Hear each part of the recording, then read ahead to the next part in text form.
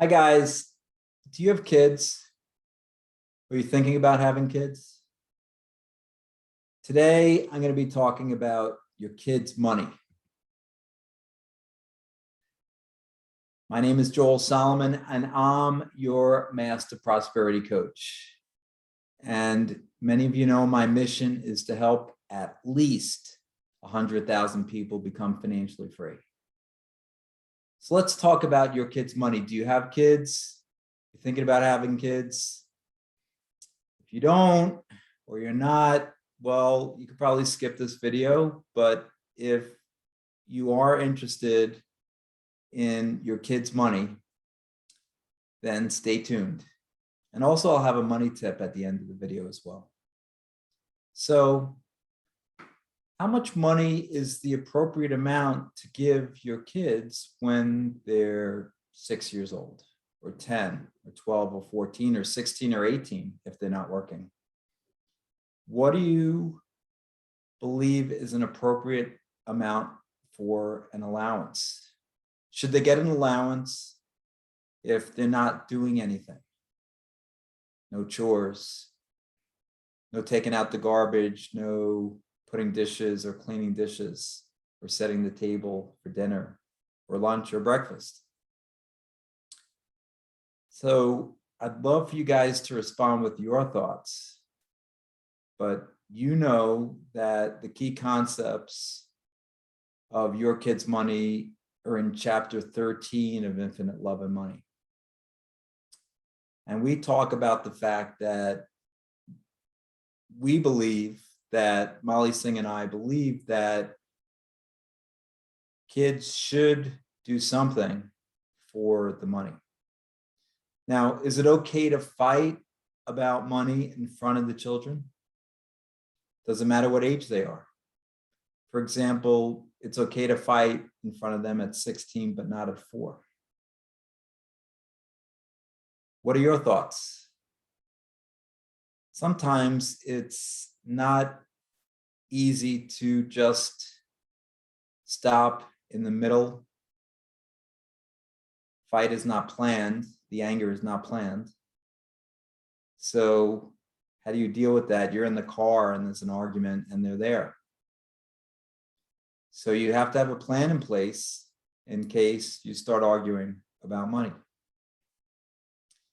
What about if one of the kids is angry at the parents?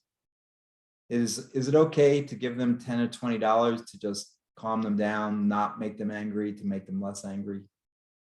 What are your thoughts? Is it okay for children to ask one of the parents for money and the parent to say no, and then to go to the other parent and the other parent say yes? What's your plan of action? Have you discussed this? It's a good discussion to have. What happens when your kids ask you for money? What about if one of the parents is spending 2 weeks straight working late? Or if they miss the play? Is it okay to come home and give the children some big gifts? What about the car? Is it okay to buy the kids, when they turn 16 or 17 or 18, a car? Should they work for it? Different parents have different values. And if you're coming from different points of view, it's important to have the discussion before you get into the situation where your daughter or son is 16, or 17, or 18. So have the discussion beforehand. Take a look at chapter 13 of Infinite Love and Money. If you guys don't have a copy, email me at joel@salaurmor.com. I'll send you the key points, the highlights of chapter 13. Now, before I introduce you to a member of my network, I wanted to give you the money tip for the week. So recently I had a conversation with a potential client, who's having some health issues and seemed like she's going to have to quit her job. And she's been thinking about leaving her job for a number of months, and maybe even more than some months, maybe even 12 or 18 or 2 years, 12 or 18 months or 2 years. Now, she could focus on the concern of not having that income, which was over $100,000, or she could focus on the fact that this frees up her time to do her purpose, her dream, to do photography and painting and create income from those passions. So I will tell you, the money tip for the week is to focus on what you want rather than what you don't want.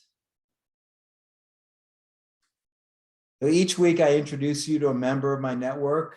If you haven't been introduced yet, please send me an email with a few sentences about your business. This week it's Eileen Karina. She is the president of the Pulse Center for Patient Safety Education and Advocacy. Eileen asks, imagine if everyone who went into the hospital was prepared as a patient and was able to relieve the burden of guessing and the mistakes by healthcare professionals.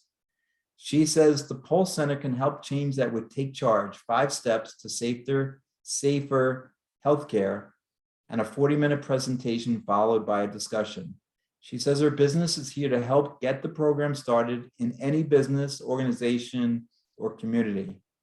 She says if people took more responsibility with the knowledge of how medical errors, healthcare costs, hospital readmissions, injury, and even death could be reduced. First, the public needs to know this before they become a patient. So you can reach out to Eileen at Icorina, ICORINA at pulsecenterforpatientsafety.org, or you can call her at 516-579-4711 to set up a conference call or the 40-minute presentation.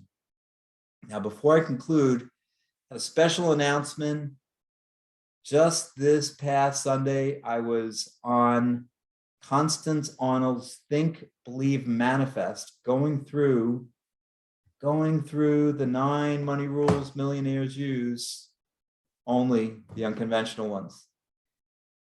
And I'll put the link in the email, but I hope you guys watch and listen and go through some of the tips from the 9 money rules millionaires use. So thanks for watching. I believe in you.